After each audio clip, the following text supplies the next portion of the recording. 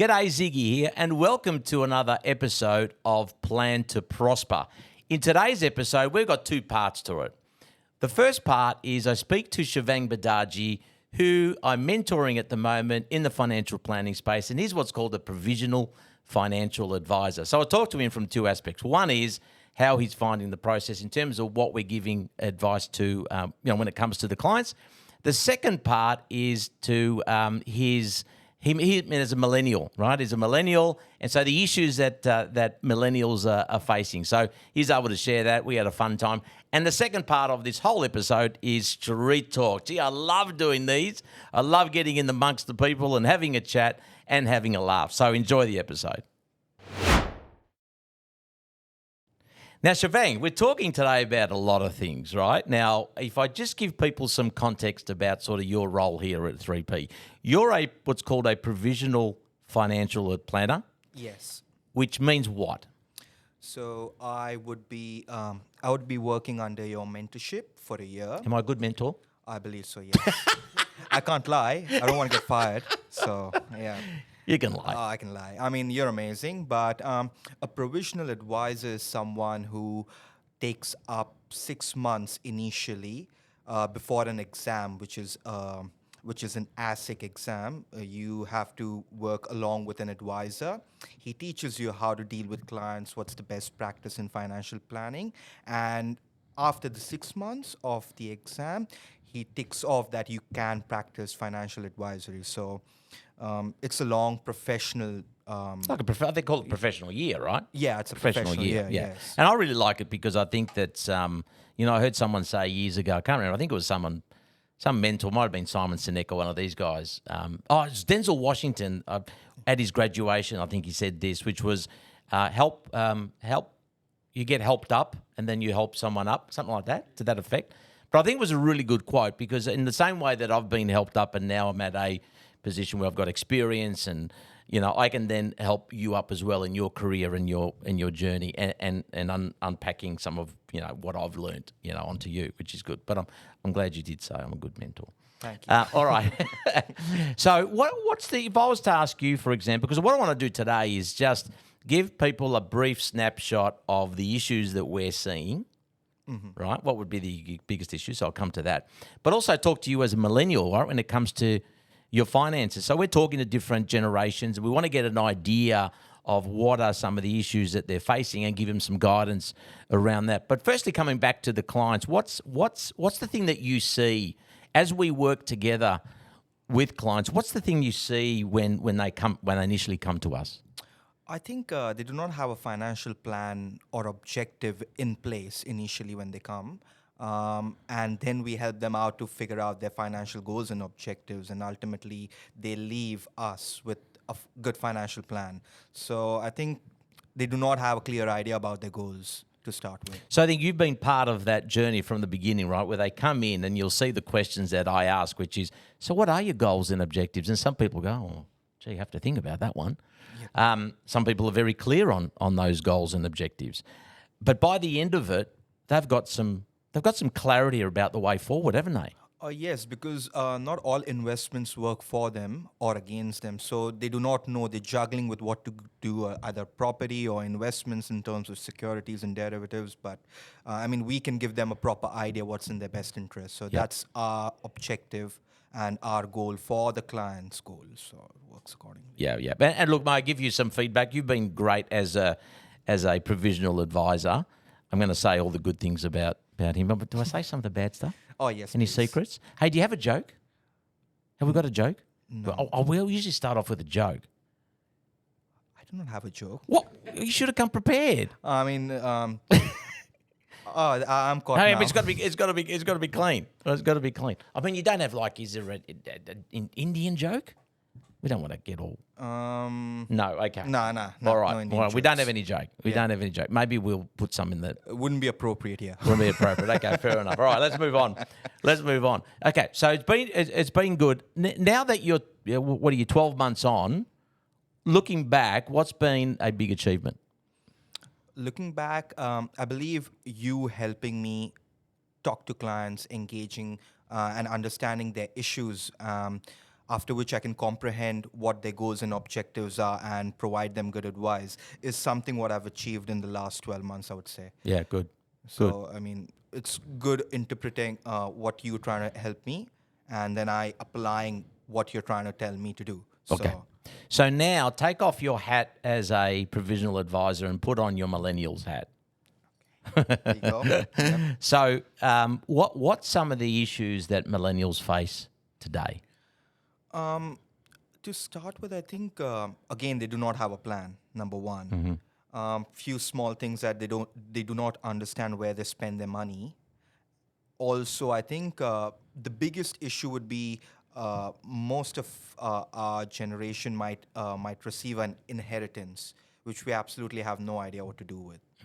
So my parents might leave me X amount of money, and I'm not sure what do I do with. I mean, I do not have a professional that can help me. Well, the good thing about that is they typically will go see an advisor.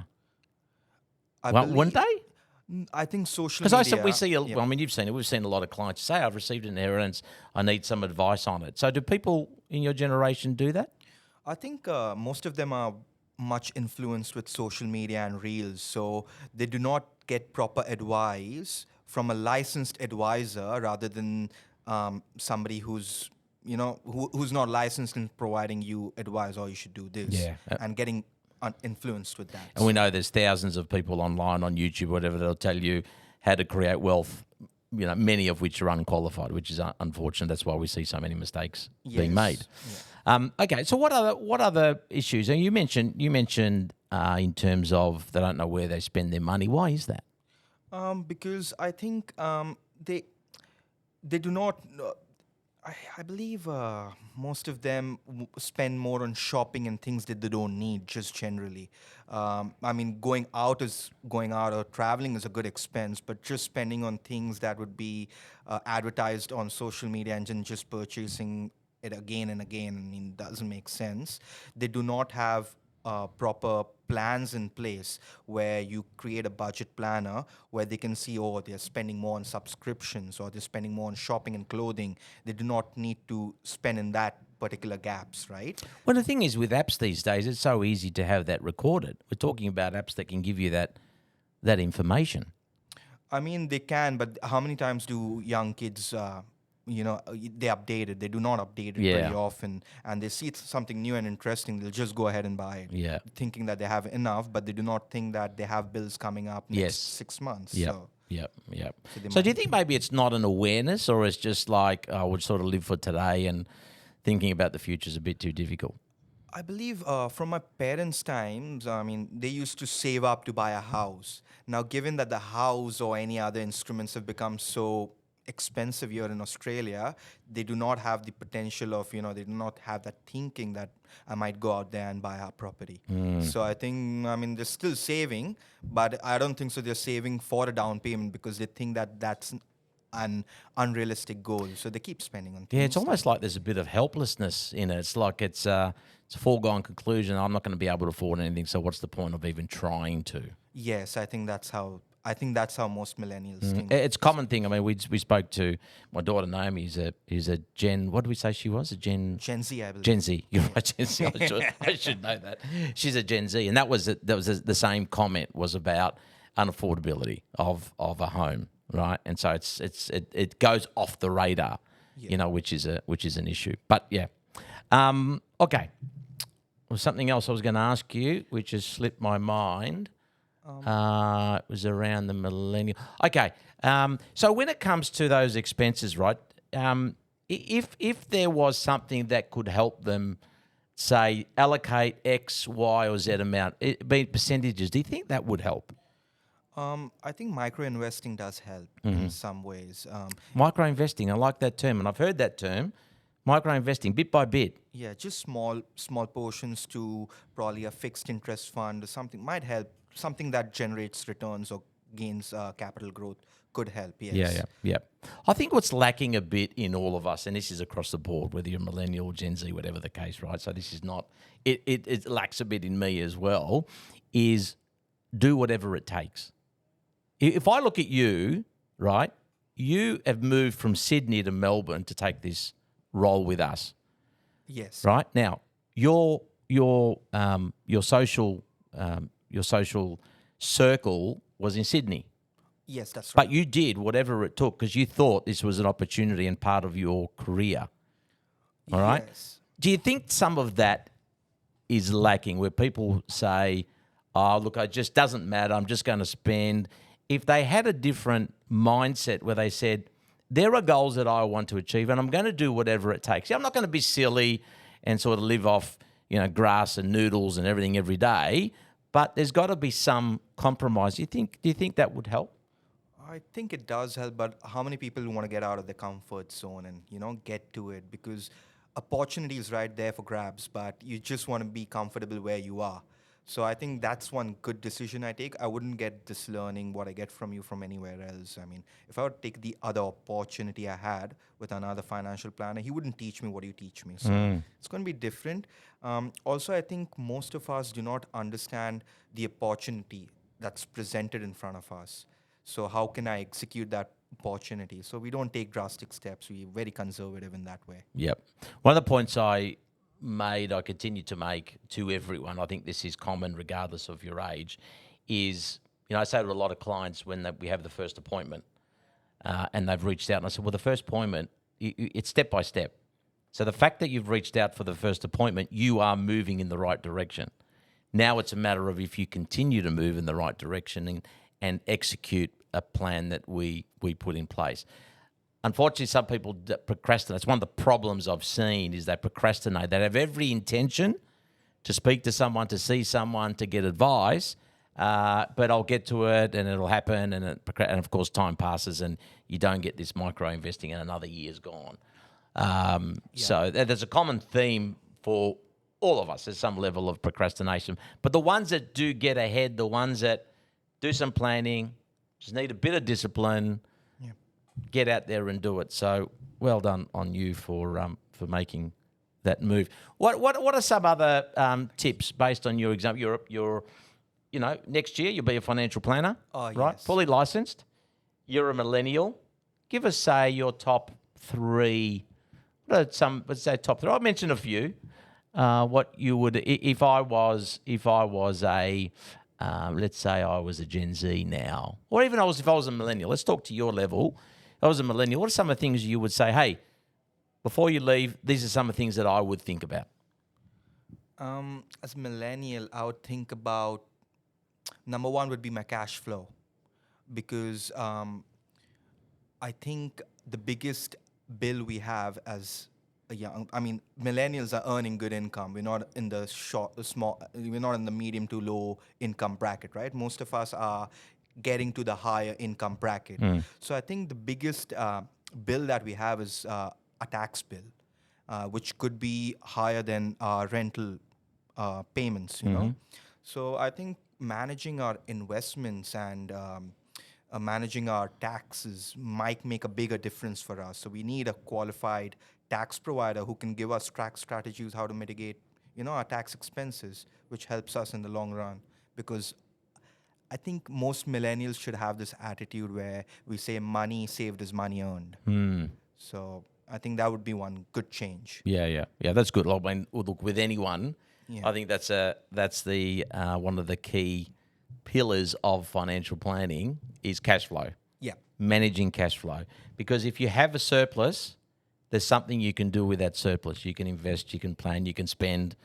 But if there's no surplus, if there's no room to create any surplus, then there's no options. Yeah, especially we forget about saving for retirement at an early age where we have so much and we can get a tax benefit and contribute towards superannuation. Well, that comes back to that just putting a little bit aside, isn't it? Yes. Getting a tax benefit, putting some money aside, even the little bit you do now grows and becomes, we're saying that in the last podcast, is that there's less you have to do at the other end if you start doing a bit now. Yes, because right now you do not have children. Your financial position is very different, and in the next decade it's going to be even different. So as a Sydney sider, how do you find Melbourne? The food's good. Yeah. The beaches are not. We can't compare to Bondi. I know. Any of the northern beaches. We just don't have anything. Yeah. But we don't have anything. We got Torquay and we got Southern Bay, but within the bay, no. No, I wouldn't be. But I mean, the people here are good. We have an amazing office. Everyone here is so nice. I love spending time with people here. We have fun, don't we? Yeah, we do. We do. We work, but we have fun. Especially with the cricket last week. Oh, we did. Yeah. Friday afternoon is our cricket. We've got a long corridor here, and we got the bat and the ball out, and gee, there's a few good fours. Yeah, I mean, I went Had to back there. go for cover. You went show back there. You went crazy. Hey, Shivang, thanks for coming on today. It's been great to get an insight on where millennials are at and what some of the issues are. I want to understand, these issues more with the different generations. Right. So thanks for sharing that. But also thank you for being a part of 3P and really for allowing me to be able to be your mentor as well. I just want to be able to invest in you, and that one day you'll do that with someone else. So, yeah, I need to thank you too. Thank you, Ziggy. Yeah, thank you. That's bro love right there. Bro love, yeah. All right, cheers. All right. We have Rithik here today. Rithik, how are you? Good, thank you. How are you? It's a beautiful day in Melbourne. Yeah, it is. Rithik's got the sunnies on. He's looking good. Yeah, thank you. All right, quick question. So, in terms of Trump winning the presidency, right? Yes. I assume you've got some superannuation. Yeah, a little bit. All right, so you got some money in shares, Aussie shares, international, because that's what Yes. traditionally super funds have. So for the market and for investments and for your super, do you think Trump is good or bad for that? Or positive or negative? I feel like it could be a bit positive, but there are some certain places where it could be negative, considered like isn't the money worth and all that. But overall, I reckon it's a good thing. We have George with us today. George, I assume you got some superannuation. Now, what do you think? Do you think Trump is positive or negative in relation to the value of your super fund? Definitely positive. There's a vibe going on today. Yep. Because he is from a business background. Yep. Kamala Harris, all she did was giggle and told her out his celebrity mates, right? And Trump is going to put America back to the great country. See, Trump always does this. He asks a specific question and then it branches out to other things. He's bought his way in with money. But is he good for the markets? Is he good for your super fund? Is he good overall for people's I well? wouldn't trust him. You wouldn't trust him. You wouldn't trust him, but is he good for your super fund? Nah, Do you have super? No, Do you have super? No, when I retired, I had no super, mate. No super. I went straight to me, what do you call it? Pension. Yeah, I went straight to that. Okay. I think he could be, but I'm not sure. I'm not so involved in politics and stuff, so I don't know. But what I've been hearing is that he could be pretty good for it all. So and I think that's probably a general view. Yeah. I don't know. I don't think he's bad. So What advice would you give, say, a young person these days? And maybe you're trying to give that advice to yourself in terms of managing finances or a particular tip. I think just be diligent. Like, make sure you're checking your bank account, make sure you know what's coming in and what's coming out, and just keep track as best you can. It's good advice. We should get her on board. You'll be a marketing person. Hayley?